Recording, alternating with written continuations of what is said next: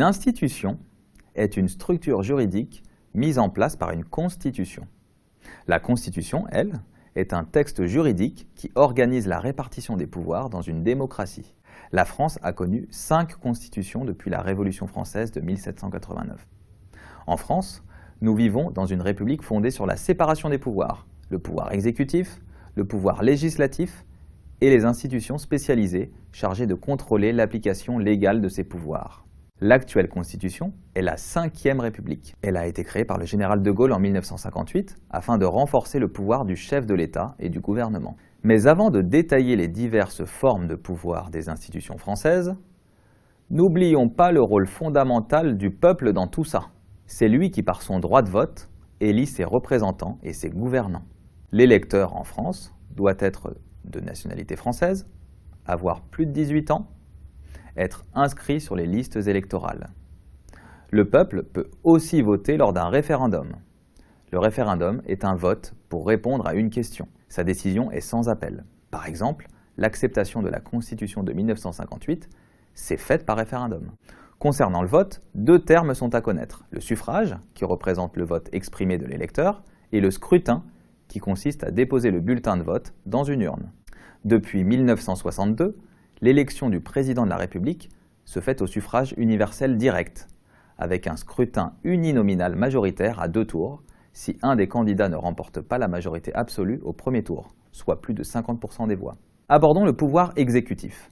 Il est détenu par le président de la République et le gouvernement. Le président de la République est le chef de l'État et le chef des armées. Il assure la promulgation des lois.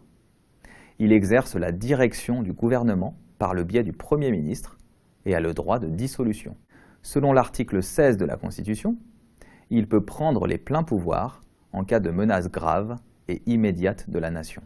Cela permet au président de réagir vite à certaines circonstances exceptionnelles, comme une déclaration de guerre, après consultation officielle du Premier ministre, des présidents des assemblées et du Conseil constitutionnel. Le gouvernement, lui, est composé par le Premier ministre et les ministres. Le Premier ministre, nommé par le président, est donc le chef du gouvernement. Mais le Conseil des ministres, hebdomadaire, est dirigé par le président de la République. Donc, dans les faits, le Premier ministre est le bras droit du président. Les ministres sont nommés par le président sur proposition du Premier ministre, et chaque ministre a un domaine d'action. Le gouvernement détermine et conduit la politique de la nation. Il est responsable devant le Parlement, qui peut utiliser la motion de censure. Le Parlement correspond, lui, au pouvoir législatif. Il est composé de l'Assemblée nationale et du Sénat. L'Assemblée nationale compte 577 députés et la durée du mandat d'un député est de 5 ans.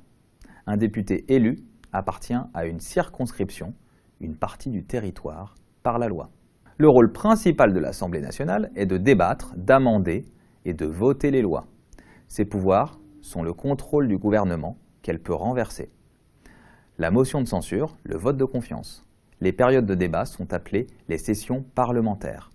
En cas de désaccord au Parlement, l'Assemblée nationale a le dernier mot sur le Sénat. Les députés ont donc un pouvoir supérieur à celui des sénateurs. Le Sénat est le 2e pendant du pouvoir législatif. Le Sénat compte 348 sénateurs aujourd'hui. La durée d'un mandat d'un sénateur est de 6 ans. Un renouvellement a lieu par moitié tous les 3 ans depuis 2003. Un sénateur est élu dans chaque département.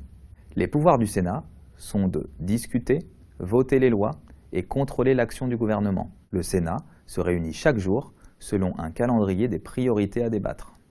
Le président du Sénat est le 3e personnage de l'État après le président et le Premier ministre. Il assure l'intérim du président de la République en cas de vacance du pouvoir. Le pouvoir exécutif et législatif peuvent chacun proposer des lois.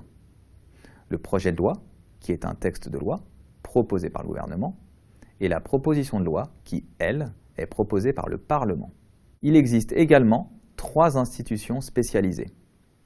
La Cour des comptes, qui est une juridiction, vérifie la régularité des dépenses de l'État et fait un rapport annuel pour informer le pouvoir exécutif.